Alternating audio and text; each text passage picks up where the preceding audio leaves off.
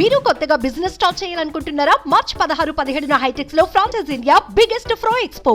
ఈ నెల 18వ తారీఖు నుంచి ఆంధ్రప్రదేశ్లో 10th క్లాస్ ఎగ్జామ్స్ ప్రారంభం కానున్నాయి. ఈ ఎగ్జామ్స్ సంబంధించి ఎలాంటి ఏర్పాట్లు చేశారో మనతో మాట్లాడడానికి డిఓ చంద్రకళ గారు అయితే మనతో ఉన్నారు. ఆవిడతో మాట్లాడదు. మేడం చెప్పండి మేడం, ఈ నెల 18 నుంచి ఎగ్జామ్స్ ప్రారంభం కాబోతున్నాయి. విద్యార్థులకి ఎలాంటి అసౌకర్యాలు కలిగించకుండా ఎలాంటి జాగ్రత్తలు తీసుకున్నారు మేడం? ఇప్పుడు మనం 138 సెంటర్స్లోన మనకి ఈ నెల 18 నుంచి 30వ తేదీ వరకు ఎగ్జామ్స్ కండక్ట్ చేసుకోవడానికి మనము ప్రతి సెంటర్లో కూడా ముందుగానే మనం కొంత టీమ్స్ ఎంఈఓల్ని అలాగే మన దగ్గర ఉన్నటువంటి డిప్యూటీ డిఓస్ టీమ్స్గా వెళ్ళి ఏవైతే 138 సెంటర్స్ని మనం ఐడెంటిఫై చేసామో ఆ సెంటర్లో కావాల్సినటువంటి ఫెసిలిటీస్ అన్నీ కూడా ఇప్పుడు అన్ని స్కూళ్ళలో కూడా ఎలక్ట్రిఫికేషన్ ఉంది, ఫ్యాన్స్ ఉన్నాయి, ఫర్నిచర్ ఉన్నాయి, టాయిలెట్స్ ఉన్నాయి, డ్రింకింగ్ వాటర్ ఉంది. అలాగే అక్కడ కావాల్సినటువంటి అరేంజ్మెంట్స్ ఆల్ కూడా మనం అరేంజ్ చేసుకున్నట్లు రిపోర్ట్స్ కూడా తెప్పించుకోవడం జరిగిందనమాట. మేడం ఎంతమంది బాయ్స్ గర్ల్స్ ఈ యొక్క ఎగ్జామ్స్లోని పాల్గొనడం జరుగుతుంది మేడం? ఈ సంవత్సరం మన దగ్గర 14,967 మంది బాయ్స్ అండి, అలాగే 13,600 వరకు గర్ల్స్ అనేవాళ్ళు పార్టిసిపేట్ చేస్తున్నారు. మేడం ఒక పక్క మాస్ కాపింగ్ కానీ లేకపోతే పేపర్ లీకేజెస్ కానీ అలాంటి ఘటనలు జరగకుండా ఎలాంటి చర్యలు తీసుకోవడం జరిగింది మేడం? ఈ సంవత్సరం మన నూతనంగా మన 10th క్లాస్ బోర్డు వాళ్ళు ప్రతి పిల్లవాడికి కూడా క్వశ్చన్ పేపర్ పైన QR కోడ్ అనేది ఇవ్వడం జరిగింది. అంటే మనకి ఫస్ట్ రోల్ నెంబర్ 1 ఉన్న వాళ్ళకి 1 ఇవ్వాలి, 10 ఉన్న వాడికి 10 రోల్ నెంబర్ ఉన్నటువంటి క్వశ్చన్ పేపర్ మాత్రం ఇవ్వాలి. ఇంతకుముందు బిఫోర్ అట్లా ఉండేది కాదు, సీరియల్గా ఇచ్చుకుంటూ వెళ్ళిపోయేవాళ్ళం అనమాట. ఏదైనా ఎనీ లీకేజ్ ఎక్కడైనా జరిగిన వెంటనే దాన్ని మనం ఐడెంటిఫై చేయడానికి అవకాశం ఉంటుంది. అలాగే రెండోది ఏంటంటే ఆ క్వశ్చన్ కూడా మనకి అరేజ్ అవ్వడానికి లేదు. ఎందుకంటారంటే నో మొబైల్ జోన్స్ అని మనము అనౌన్స్ చేయడం జరుగుతుంది కాబట్టి అసలు ఫోన్సే లోపలికి అలౌ చేయలేనప్పుడు ఇలాంటి సంఘటనలు జరగకూడదు. దీని మీద ఫుల్గా అవేర్నెస్ అనేది తీసుకురావడం జరిగింది.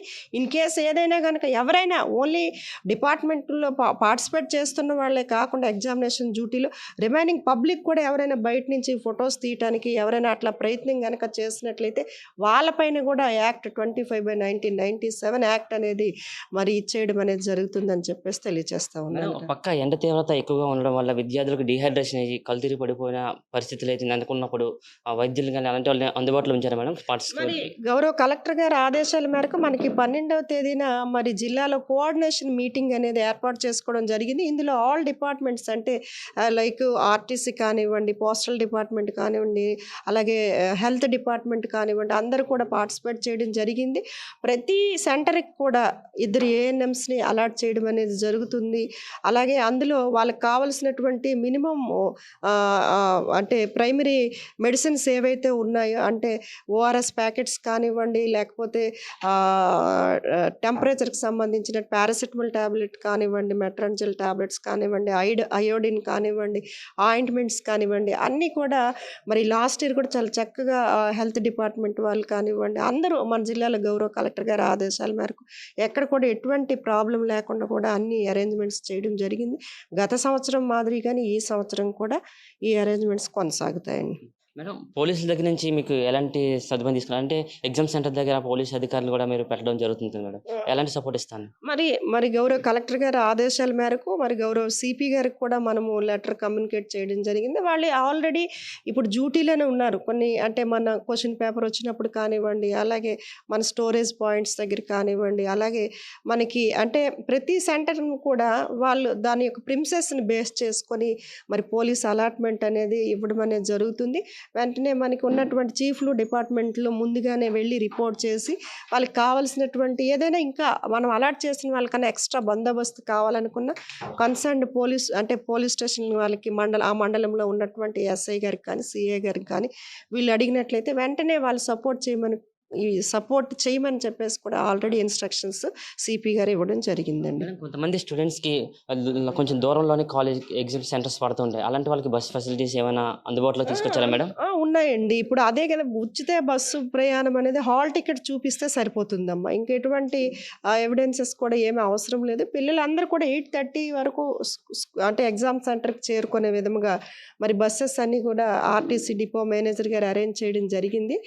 అలాగే మనకి మన జిల్లాలో ఒక 7 రూట్స్కి స్పెసిఫిక్గా మనం బస్సుల్ని కావాలని చెప్పి ఐడెంటిఫై చేయటము దాన్ని కూడా డిపో మేనేజర్ గారికి నిన్న మరి వారు స్పెషల్గా మరి ఆర్టీసీ వాళ్ళకి కూడా మీటింగ్ మరలా అంటే కలెక్టర్ గారి ఆధ్వర్యంలో తీసుకున్నటువంటి మీటింగే కాకుండా మరలా నిన్న స్పెషల్గా ఈ 10th క్లాస్ మీద మరి మీటింగ్ పెట్టడము, దానికి సంబంధించినటువంటి డీటెయిల్డ్గా వాళ్ళకి రిక్వైర్మెంట్ ఏముందనేది మనం చెప్పడము, వాళ్ళని దాన్ని అరేంజ్ చేయడానికి సుముఖత చూపించడం అనేది జరిగిందమ్మా. మేడం ముఖ్యంగా ఇలా ఎలక్షన్స్ కూడా రాబోతున్నాయి, ఎన్నికలకు ప్రచారాలు జరుగుతాయి, పెద్ద పెద్ద సౌండ్స్తోని ఎగ్జామ్ సెంటర్స్ ముందు వెళ్తూ ఉంటారు. అలాంటి వాళ్ళకి ఏమైనా డిస్టర్బెన్స్ కాకుండా విద్యార్థులకి ఏం చేశారా? సెంటర్స్ దగ్గర 144 సెక్షన్ అనేది ఇంప్లిమెంటేషన్ ఉంటుంది కాబట్టి కన్సర్న్ సెక్యూరిటీ చూసుకుంటుంది అదంతా.